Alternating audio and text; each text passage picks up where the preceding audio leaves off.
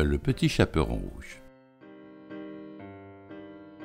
Il était une fois une petite fille jolie comme la plupart des petites filles de son âge, mais pas plus, très maligne, qui n'avait peur de rien, qui portait toujours un chaperon rouge. Aussi tout le monde l'appelait le petit chaperon rouge. Comme certains garçons de son âge l'embêtaient et se moquaient d'elle pour son chaperon rouge, son grand-père lui apprit une technique de combat au bâton pour savoir se défendre le cas échéant.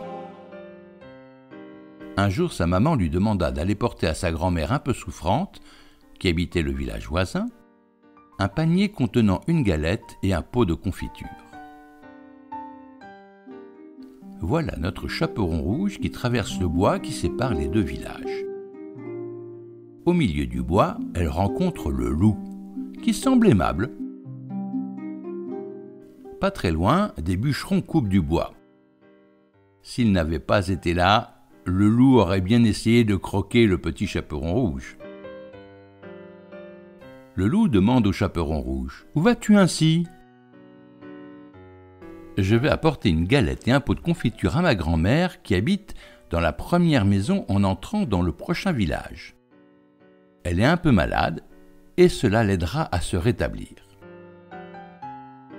« Ne penses-tu pas que ta grand-mère aimerait quelques fleurs des bois en plus de la galette et de la confiture ?» dit le loup. Ainsi, le loup pourra être chez la grand-mère bien avant l'arrivée du petit chaperon rouge. Le petit chaperon rouge cueille des fleurs des bois et en fait un joli bouquet pour sa grand-mère. Pendant ce temps-là, le loup court très très vite chez la grand-mère. Le loup cogne à la porte de la grand-mère qui est restée dans son lit car elle tousse et a un peu de fièvre. Elle dit : « Qui c'est ? » ?»« C'est votre petite fille, le chaperon rouge. » La grand-mère lui dit : « Tire la chevillette, la bobinette chéra. » Aussitôt entré, le loup se précipite sur la grand-mère pour la croquer. Mais pouah ! La grand-mère s'est enduite d'une pommade à la moutarde pour se soigner. La moutarde brûle la langue du loup et ses yeux le piquent tant la moutarde est forte. Pendant un moment, le loup est totalement aveuglé par ses propres larmes. La grand-mère en profite pour s'échapper de sa maison et aller trouver de l'aide au village pour chasser le loup.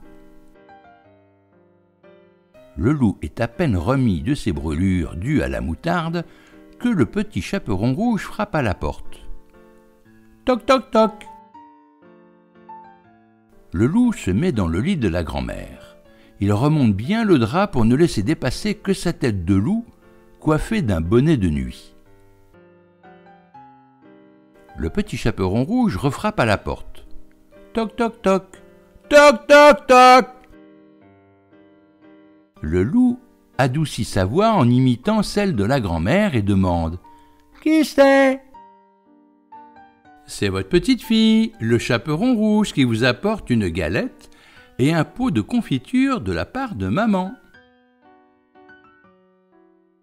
Le loup, toujours en imitant la voix de la grand-mère, lui dit : « Tire la chevillette, la bobinette chéra. »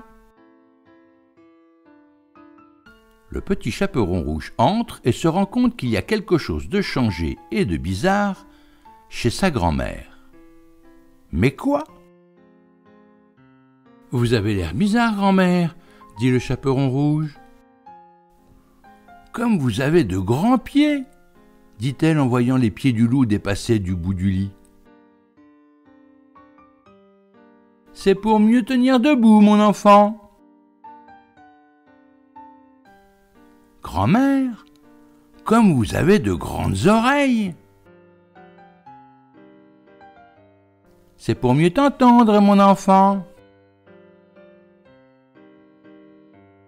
Grand-mère, comme vous avez de grands yeux. »« C'est pour mieux te voir, mon enfant. »«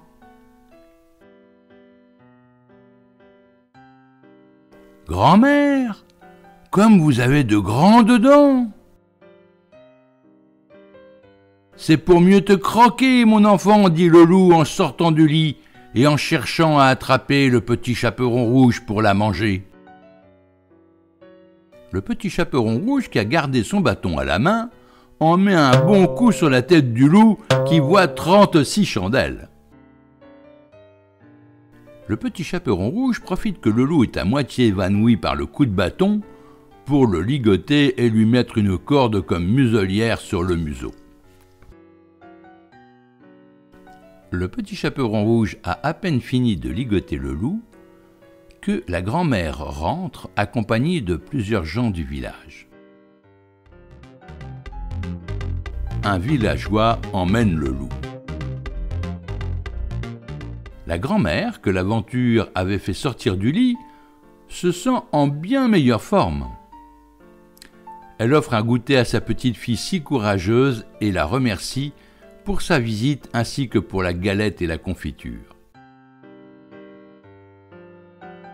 Encore une histoire qui finit bien.